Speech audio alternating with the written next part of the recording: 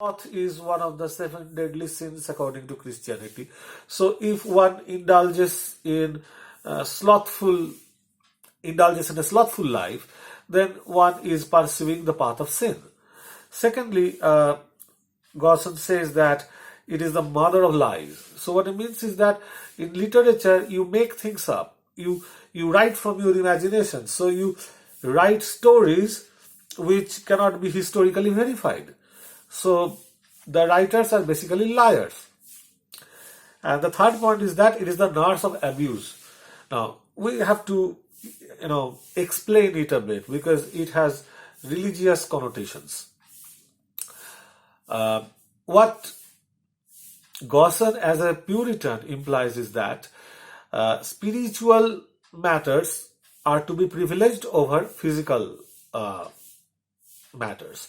So human love is related to the body, and the love that exists between the human soul and God, that is a noble kind of emotion. That is acceptable.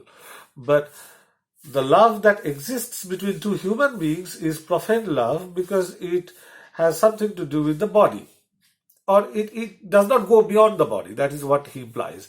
And so all love is physical love between human beings, and literature talks about human love, so it promotes sinfulness. And the next point is that Plato had realized the evil effects of literature, and that's why he had banished all writers from his ideal republic. Now, Sidney realized that all these allegations were basically baseless. He wanted to refute all these arguments, but he did not also want to offend his admirer. So he wrote an apology for poetry without mentioning Stephen Gosson. But the way he drives his argument proves that his primary objective is to refute the arguments of Stephen Gosson. Now, he refutes the first argument, saying that literature teaches as well as moves. So it does not only teach you what is right and wrong, it can emotionally motivate you to do the right thing. And so it is more appealing than morality. And so nothing could be more useful than pursuing literature.